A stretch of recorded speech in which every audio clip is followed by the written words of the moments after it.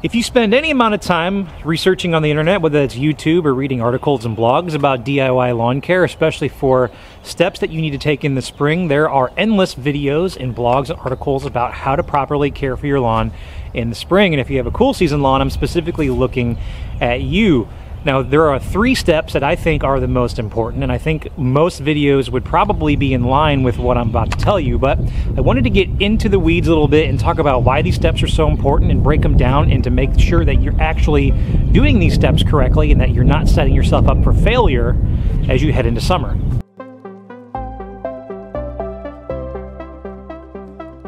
Arguably the most common or the most popular tip I see and the most important tip for a lot of folks is going to be a pre-emergent application. This is prodiamine. This is a pre-emergent herbicide, which means it's going to inhibit the crabgrass from emerging from the ground when your soil temperatures are conducive to allowing the crabgrass to thrive. But what's important about prodiamine in that this is a root pruner or a root inhibitor, and what that means is that as you apply this, it's going to, yes, give you the benefit of reducing the amount of crabgrass that's going to be able to emerge in your lawn, but it also has some adverse effects on the grass that's already there for your desirable turf grass.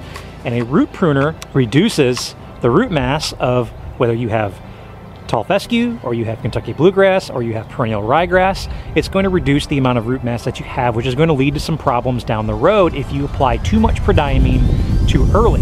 So it's common practice to split this app up into 2 separate applications at the low rate. Now, if you read the label, the low rate for prodiamine is 0.185 ounces per 1,000 square feet. So when you're making your applications, definitely use a pre-emergent if you want to, but make sure that you're applying these at the low rate of 0.185 ounces by weight per 1,000 square feet.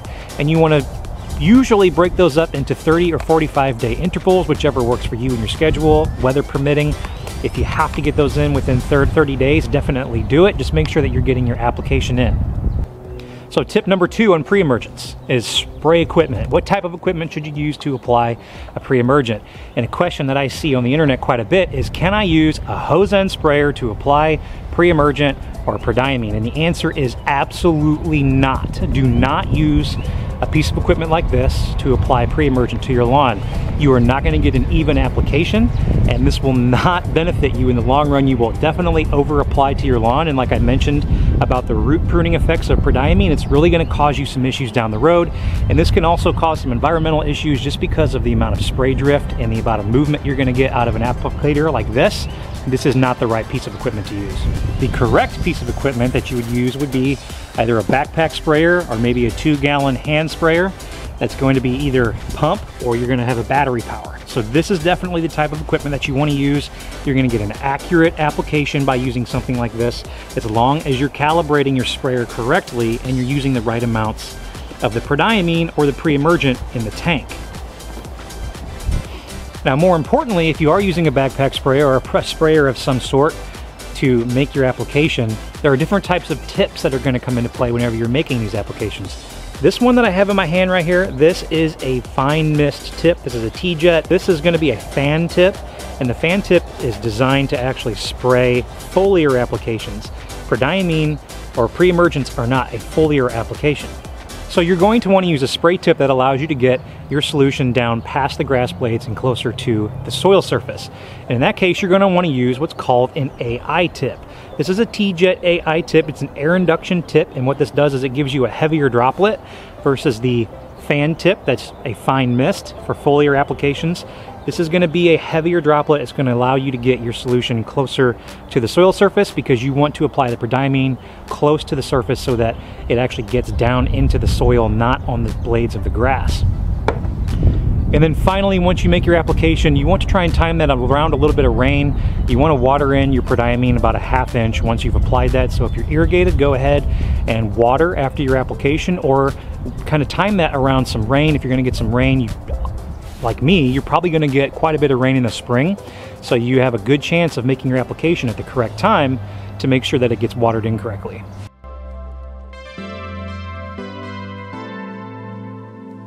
Now, tip number 2 leads me to everyone's favorite spring pastime, and that's applying fertilizer to your lawn. My advice on this approach would be to hold off on applying fertilizers until a little bit later in the spring, say late April or May, when your lawn actually has the growth potential to actually use the nitrogen you're going to put on. I see a lot of homeowners that get really excited about the spring and then go out in March and they apply a pound of nitrogen on their lawn, and then usually by June, late June, July, going into August, the lawn looks really bad, and that's because you applied your fertilizers way too early. You didn't give the grass enough time to actually drive roots the way that it wanted to. You got too much top growth, you got too much nitrogen returns later in the year, and that caused your grass to look not so great later on in the year. So what you want to do is you want to apply it sometime in late April and May, like I mentioned, and use something that's got a little bit of slow release in it. What I like to use is a poly-coated urea. This is a 25310 from Advanced Turf Solutions, and this has about a 90-day feed. So if you apply this at some time in late spring, it's going to give you a 90-day slow feed. It's going to give you a good pop of color. It's going to hold that pop of color for a long time, but you're not going to be applying too much nitrogen too quickly, and your grass is still going to have plenty of time to push roots.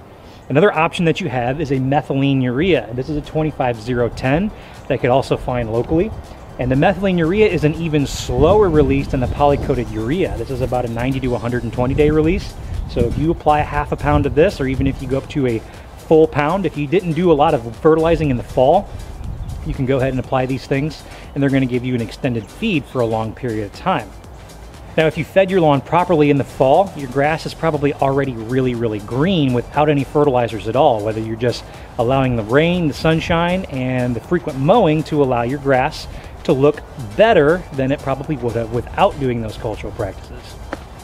But I'd also like to talk about a third contender in the fertilizer category, and that's ammonium sulfate. This is a 2100 ammonium sulfate. This is a highly soluble product that you can dissolve down in your backpack sprayer when you're making other applications, but you can apply anywhere from a quarter to a half pound at a time of ammonium sulfate.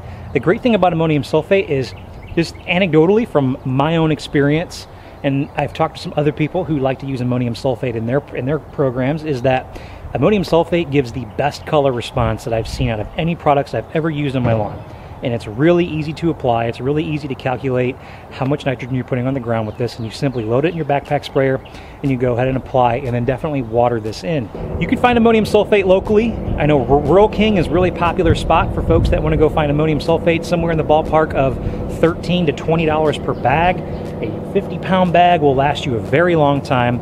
It's very easy to apply, breaks down into solution great, and gives you the best bang for your buck, in my personal opinion.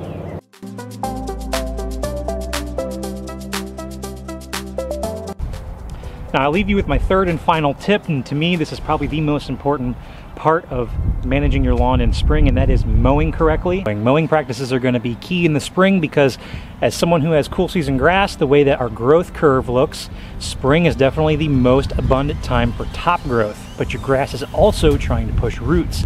So you need to mow as often and consistently as you possibly can. Mowing is going to allow your grass to definitely grow in and get thick and lush, and the more you mow it, the more it's going to do that. If you're doing all the other things, pre-emergence, fertilizers, but you're not mowing correctly, none of that matters if you don't know how to mow your lawn the right way. A few years ago, when I was first starting out on YouTube, I did a video, I'll link it up here, I'll put a tag in here in the video for you, about mowing like a pro and how to mow correctly, with some principles about mowing direction, mowing frequency, and then also making sure you're always mowing with a sharp blade, so feel free to check that video out. But if you're not doing anything else to your lawn, make sure that you mow correctly, because that's going to give you the best results. I'm definitely going to put some fertilizer on this lawn here pretty soon, probably towards the middle to the end of the month, to allow me to get a good feeding as we're going into the summer months. So those are my 3 lawn tips for the spring. I hope you guys enjoyed the video. Leave some comments in the comment section. Don't forget to like and subscribe to the channel, and I'll catch you guys in the next one.